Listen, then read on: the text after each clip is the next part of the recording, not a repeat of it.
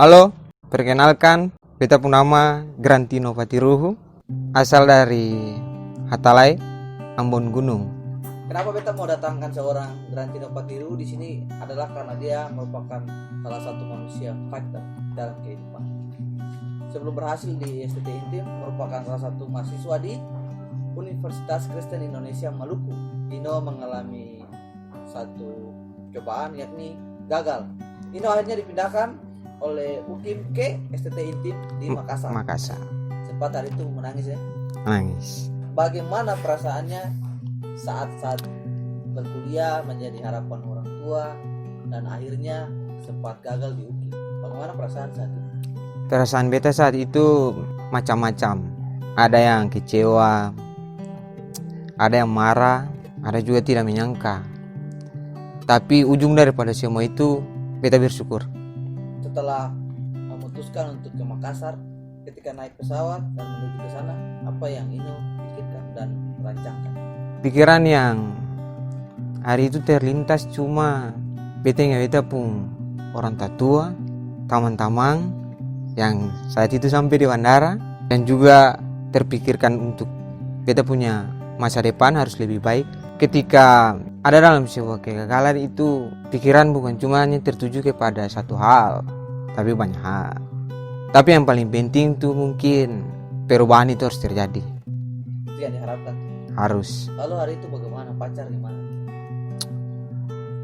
Kalau masalah pacar, untuk hari itu ya namanya pacar pasti memberikan yang terbaik lah. Percintaan pada saat itu mungkin urutan 2 dari terakhir lah. Bagaimana awal-awal kuliah? Apa saja tantangan-tantangan yang dihadapi saat itu, kesulitan yang Ino temui untuk berkuliah di STT itu? Beta rasa kesulitan terbesar pada saat itu penyesuaian. Beta harus menyesuaikan dengan lingkungan, dengan orang-orang di sekitar, dengan teman-teman, dengan dosen yang baru, yang pasti dengan suasana dan tujuan yang baru. Hal itu beta rasa kita harus mencari pergaulan yang baru, situasi dan kondisi harus di setting sebaik mungkin supaya pergaulan itu cepat dan banyak hal juga harus dikorbankan.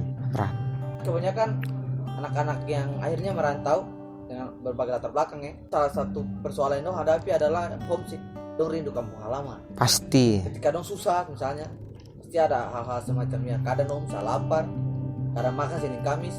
Bagaimana cara ini keluar dari persoalan rindu kampung halaman ini? Banyak hal dimanfaatkan. Salah satunya media video call dilakukan, telepon. Semuanya itu perlahan bisa diatasi. Karena mau tidak mau kita harus mau.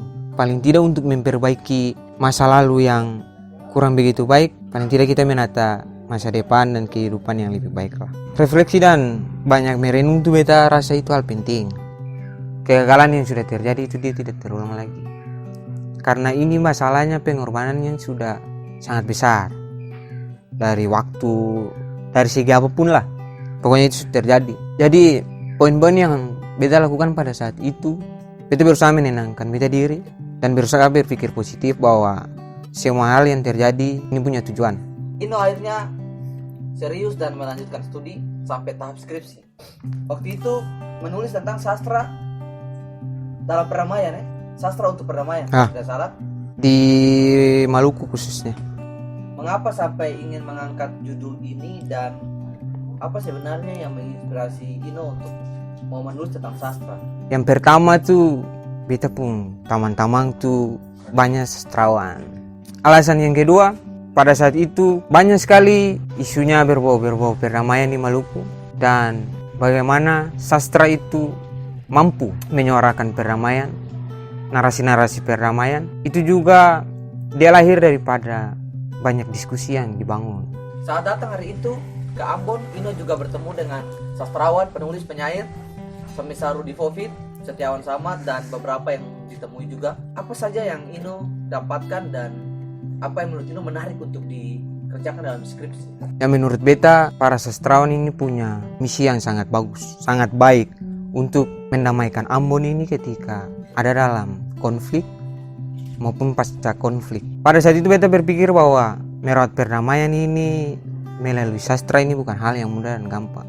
Dan berbicara mengenai konflik Maluku, konflik Ambon ini, dia berpotensi terjadi saja dan kapan saja. Dan beta lihat perjuangan dari satu sisi, perjuangan yang dilakukan oleh para sastrawan, anak-anak sastra dalam hal menyuarakan perdamaian ini salah satu nilai yang plus untuk melihat dan merawat ketumbuhnya Ambon ini untuk menjadi lebih baik. Sastrawan Maluku, sastrawan Ambon punya perhatian dan punya kasih sayang begitu tinggi untuk damai ini dia terjadi di mana saja, terkhususnya di Maluku. Beberapa karya sastra yang diciptakan oleh sastrawan-sastrawan Maluku seperti puisi, syair-syair lagu, narasi-narasi perdamaian dengan satu tujuan, Ambon yang dulu biarkanlah Ambon yang dulu, dengan berbagai macam konflik yang terjadi, pertumpahan darah, hanya menjadi pelajaran bagi kami generasi Maluku, generasi anak-anak Ambon. Konflik ini sembae, hidup damai, lain sayang lain, orang tua, bersaudara, anak-anak. Sastra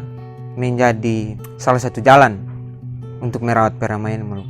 Puisi ini dia bisa dipakai untuk mempastoral seseorang. Bagaimana narasi yang diciptakan tadi untuk mengubah seseorang dari yang tadinya memiliki dendam akibat konflik, dia bisa mengubah seseorang untuk yang tadinya dendam dan menjadi damai dengan masa lalu maupun masa sekarang. Setelah itu Ino akhirnya menyelesaikan studi di Makassar, tiba-tiba sudah muncul di Salatiga. Untuk menulis tesis, Ino mengambil satu persoalan yang sampai saat ini belum terselesaikan di Maluku, yakni sopi.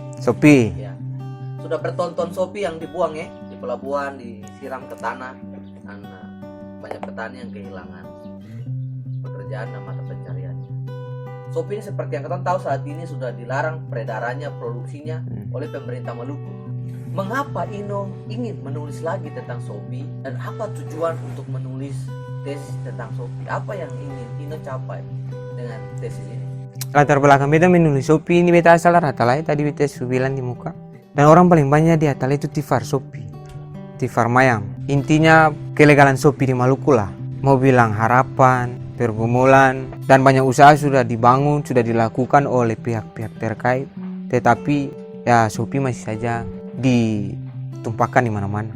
Yang beta lihat dan beta rasakan di Hatalai itu terkait di sopi ini, dia punya kontribusi sangat besar, terutama bagi penunjang ekonomi keluarga. Masyarakat di Hatalai itu bukan besok tahu, tapi ini berdasarkan hasil observasi. Orang mengusahakan sopi di Hatalai sebagai mata pencarian itu karena kurangnya lapangan pekerjaan yang memadai, sehingga bertepatan dengan banyaknya berkat yang diberikan dari Tuhan melalui alam, sehingga pohon mayang itu harus dikelola dan diproduksi sampai menjadi sopi. Dia tidak lahir daripada kekosongan. Ini merupakan warisan turun-temurun sebagai minuman adat. Kalau sopi dipermasalahkan dan dipertentangkan sampai dengan sebegitu beratnya, beta rasa mari katong sama-sama meninjau kembali apa yang harus diperbaiki. Katong ini harapkan cuma regulasi untuk menjawab permasalahan yang terjadi. Sopi ini mau dikemanakan? Keberpihakan terhadap sopi di Hatalai itu hal yang paling menarik. Kalau setiap kali ibadah minggu dalam doa syafaat, seorang pendeta itu dia selalu melibatkan tukang tifar. Gereja dalam satu sisi juga cukup dilema karena dia harus, ya suara pemerintah juga harus ditopang oleh gereja. Gereja juga mendoakan negara, termasuk mendoakan pemerintah. Di gereja juga mendoakan apa yang diusahakan jemaat untuk gereja juga, karena kolekta itu juga datang dari petani-petani sopi itu sendiri. Terlihat sangat dilematis. Ada yang berpihak, ada yang tidak berpihak, dan jemaat-jemaat itu tetap akhirnya sedih karena dong punya sopi ditumpahkan. Dong punya pekerjaan ini sentahu harus bagaimana mencari pekerjaan lain, sementara sebagian besar mengatakan bahwa mayang, sopi, kalapa, koli dan lain-lain itu semua adalah berkat Tuhan yang tumbuh untuk dikelola dengan konteks masing-masing. Ya, selaku bagian dari warga Gereja Protestan Maluku, harapan beta gereja punya paling tidak regulasi tersendiri lain daripada pemerintah. Ini masalah umat, dia bukan saja terkorek sampai kepada masalah ekonomi keluarga yang tadi disampaikan. Kiranya ini menjadi pergumulan bersama, jangan anggap sepele. Karena kalau hal ini disepelekan, dia akan menjadi panjang dan tidak dapat teratasi. Orang bisa bilang kalau dari sopi ini beta pun anak-anak sekolah, dari sopi beta pun anak-anak bisa dapat hidup. Bagaimana kalau sopi itu dilarang? Otomatis hal yang tadi dihambat untuk pendidikan anak. Ini masih terus menjadi ketemu punya perjuangan keputusannya. Sampai saat ini juga persoalan damai masih ada sekat-sekat yang tentu saja belum tuntas. Ya. Itu penting, dan Shopee masih menjadi pergumulan sampai hari ini. Masih. Semoga ke depan itu semua bisa menjadi lebih baik. Apa pesan Inu untuk teman-teman di luar sana yang saat ini dalam studinya mengalami persoalan seperti yang pernah dialami Inu? Studi itu tidak mudah. Hal yang sulit bukan berarti tidak bisa kita lewati. Perjuangan yang tidak mudah untuk melewati hal-hal tersebut, dan banyak hal yang harus kita korbankan, kita lawan. Mulai dari dalam diri, lingkungan, dan juga tidak sedikit peluang yang membuat kita berhasil. Kembali kepada kita, apakah kita mau? Ketika beta mau, pasti jadi, pasti bisa. Itu harus semangat menjadi modal untuk katong berusaha memperbaiki kehidupan dalam menjalani ketumpung hidup untuk lebih baik lah. Satu kata yang ingin sebutkan ketika beta menyebutkan satu kata, Maluku. Pelagandong. Sampai baku dapat di konten selanjutnya. Terima kasih untuk Grantino Padru dan Amato. Amato.